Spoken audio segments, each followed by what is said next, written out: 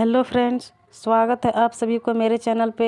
तो आज की हमारी कहानी का नाम है बंटवारा। घड़ी में जैसे ही रात के 11 बजे कि राम ने माँ को जल्दी से उनकी छड़ी पकड़ा दी और उधर श्याम ने पिताजी को, माँ और पिताजी को भी पता था कि 16वां दिन लगने वाला है, इसलिए वे पहले से ही तैयार बैठे थे। कहीं देर हो गई तो बहुओं में सिर फुटौल शुरू हो जाएगी। माँ ने घर का चौखट लांगा तो उधर पिताजी छड़ी लिए घर में प्रवेश के लिए खड़े थे। माँ पिताजी को और पिताजी माँ को आंसू भरी नयनों के से निहार रहे थे। पूरे 15 दिन बाद यह मिलन क्षणिक था। थोड़ा बातें कर ले, नहीं तो 15 दिन का इंतजार करना पड़ेगा। ना जाने कितने ही बातें आँखों ही आँखों में हो गई। उजाला भरी रात थी, मानो आज चांद भी उन्हें एक दूसरे को जी भर देखने के लिए अपनी आंखें खोल दी हो। पर चांद भी मनुष्य की निठुरता के आगे लाचार है। पिताजी जल्दी अंदर आ जाओ, बिस्तर लगा है, राम ने कहा। उधर श्याम माँ का हाथ पकड़कर अंदर खींच ले गया। सो जाओ बिस्तर पर, पिताजी का है, श्याम ने कहा। बेटा थोड़ा पानी पिला दो, माँ ने कहा। अच्छा, राम की जुगनी ने पानी नहीं पिलाया। हाँ पिलाती भी क्यों, उन्हें तो पता था माँ को उसे ठेल देंगे श्याम के यहाँ, फिर उनकी जिम्मेदारी हो जाएगी। पर हम भी पानी नहीं देंगे, सुबह का इंतज़ार करो और सो जाओ, शाम ने माँ से कहा। शायद माँ ने आंसुओं से ही प्यास बुझा ली हो। पता नहीं स्वामी जी किस हाल में होंगे।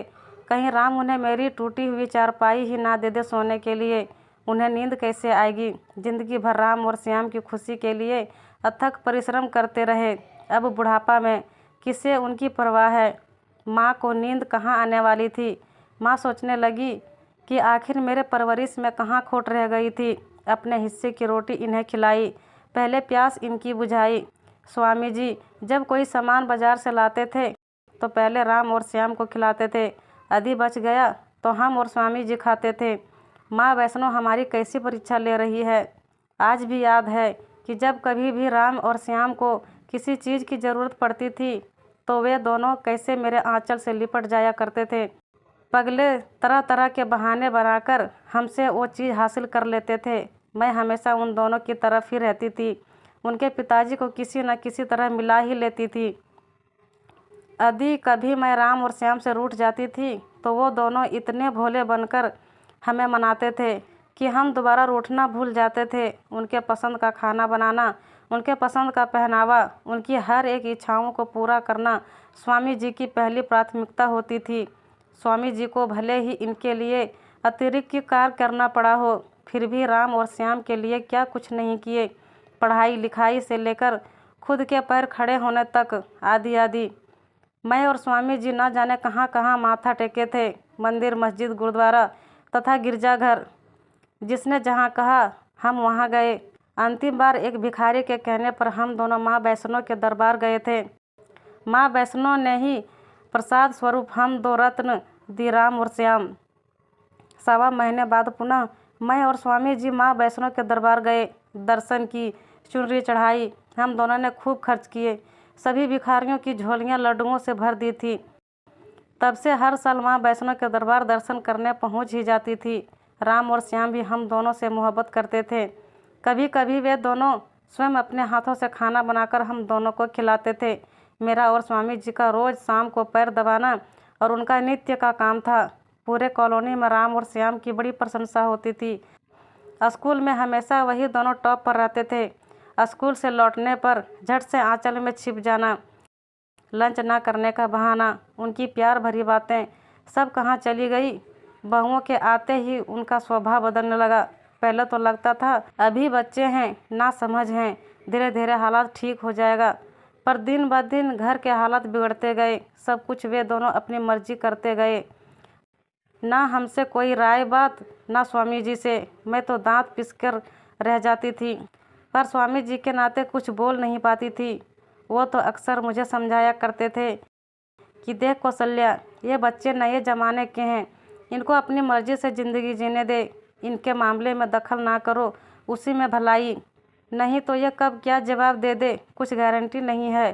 अब हम वृद्ध हो गए हैं, यूँ समझ लो चाय में गिरी हुई मक्खी। चुटकी से पकड़कर बाहर करने में देर नहीं लगेगी। किंतु मैं कहाँ मानने वाली थी। मैं सोचती थी राम और श्याम मेरे औलाद हैं, क्या इन्हें सही गलत पर डांट फटकार नहीं सकती हूँ? जब मुझसे नहीं रहा गया तो मैंने राम और श्याम को बुलाकर कह दिया कि तुम लोगों की मनमानी नहीं चलेगी। घर में क्या हो रहा है, कब मायके कब ससुराल, क्या रोजाना बन रही है, हमें भनक तक नहीं लगती। जब जी में आया पर्स उठा के चल दिया। समझा देना अपनी अपनी बीवियों को, यहाँ रहना है तो हमारी मर्जी से रहे, नहीं तो अपने मायके चली जाए। राम और श्याम को माँ की यह बात अच्छी नहीं लगी। वे माँ को घूरते हुए अपने कमरे में चले गए। समय के साथ साथ माँ और पिताजी से राम और श्याम की दूरियां बढ़ने लगी। यह दूरी कब खाई में तब्दील हो गई पता ही नहीं चला। आए दिन दोनों अपने माँ और पिताजी से झगड़ते तो उनकी माँ और पिताजी अपना मकान दूसरों को लिख देने की बात करते, किंतु किसी के माता पिता ऐसा नहीं करते हैं। पुत्र भले ही कुपुत्र हो जाए, किंतु माता कभी कुमाता नहीं होती है, ना ही पिता कुपित होता है।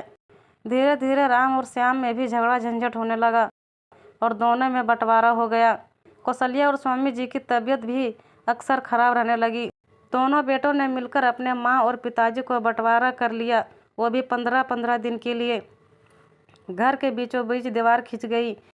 बरसों के साथ साथ रहने वाले माता पिता को जब एक दूसरे की अधिक आवश्यकता थी तब उनके कुपुत्रों ने उन्हें अलग थलग कर दिया। वे भी साथ साथ रहने की जिद नहीं कर पाए। भोर हुई। श्याम जब नित्यक्रिया से खाली हुआ तब याद आया कि माँ ने रात में पानी मांगा था। वह पानी लाया। माँ उठो पानी पी लो, श्याम ने कहा, किंतु माँ तो चित्र निंद्रा में जा चुकी थी। जब यह खबर स्वामी जी को मिला तो उठकर जोर से बोले, मैं भी आ रहा हूँ कौशल्या। तभी तपाक से गिर पड़े, ऐसे गिरे कि दोबारा ना उठ पाए।